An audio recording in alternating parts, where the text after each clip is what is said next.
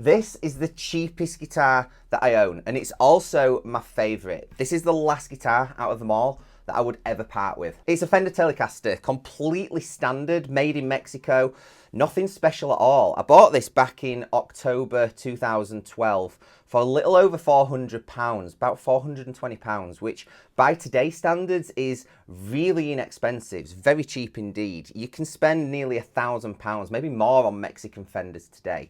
So I kind of consider this a pretty good bargain, to be honest. Now, the reason that I love Telecasters, especially this one, is because of how versatile they are. If I need to play crunchy rock riffs, this will do that just great. If I need super clean, glassy pop tones, not a problem. Can pop this through a Vox AC30 and it will sound incredible. Even if you need really thick, powerful, overdriven rhythm or leads, put this through an Orange or a Marshall and it will absolutely sing. Now, as much as I love this guitar, there is one thing that I did change, and that is this bridge pickup right here. I swapped out the standard Fender Telecaster pickup for this Seymour Duncan quarter pound. The reason that I did that is because although I love the sound of the standard pickup, there were certain instances where I wished it was just a little bit thicker and had a little bit more weight down in the lows and the low mids. It did the jangly stuff, the trebly stuff really, really well. But when I was doing some of the leads, some of the thicker sort of rhythm guitars, I wanted a little bit more weight. After reading online, this seemed to do just that. It offered the sound of a Tele, everything that you love about that Tele sound, but with more weight and more depth down in those lows, and it absolutely delivers on that. So for me, this pickup took this guitar from a 7 to a 10 out of 10. It sounds incredible, just like a Tele should, but with that extra thickness and with that extra weight. However, enough of all the talking. How does it actually sound? Well, let's run it through a few different amps and find out. We'll start off with some cleaner tones and then gradually crank the gain up and see how many different applications this guitar really, really works in. Now, this is a song I've been producing and mixing quite recently, and it starts with a riff which is just on the edge of breakup. So for that, we used the Vox AC30, gain about halfway so that when you really dig in, you get a little bit of crunch. Let's take a listen.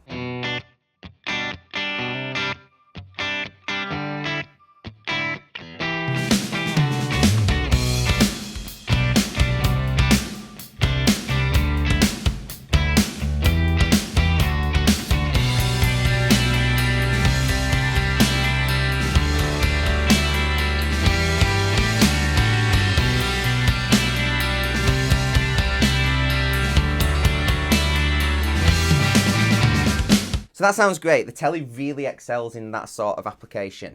Let's now change the amp, crank the gain up a little bit more and put some crunchy rhythm guitars down. I'm going to use an Orange Rockerverb for this, gain about halfway.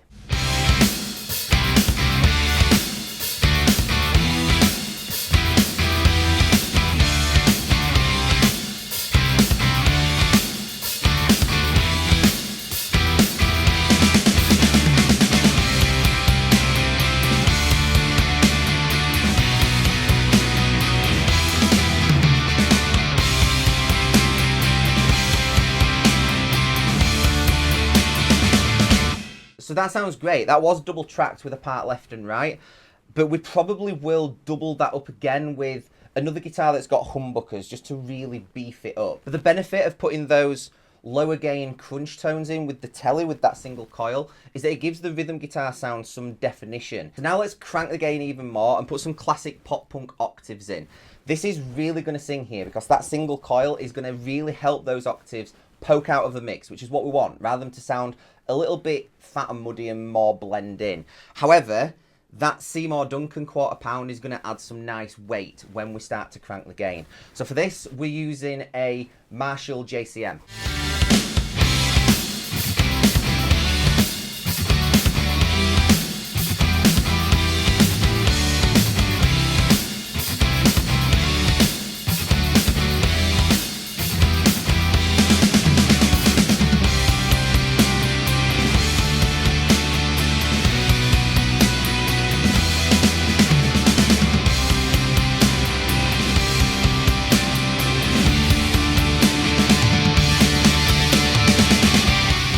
Now, if you are a musician, maybe a solo artist, or you play in a band, I've got something that you're definitely going to want to check out. How many times have you poured your heart and soul into writing an incredible song, spent tons of time and money getting it produced, mixed, mastered so that it sounds incredible, only to then feel really deflated when you release it and it just seems to get no traction? You have a real hard time getting people to take notice. Well, this is a problem that many artists have, particularly small independent artists who are trying to do everything themselves. Well, I've got a solution to this problem. I've created a 28-day release roadmap. This is a fully mapped out release strategy that tells you what to do in the weeks leading up to your release and also in the weeks after it, so that your song gets traction, it builds hype, and ultimately gets the recognition that you want and you deserve. Too often, marketing and promotion is a bit of an afterthought for a lot of artists. They release the song and then think, how can I promote this? By that stage, it's too late. There needs to have been some build-up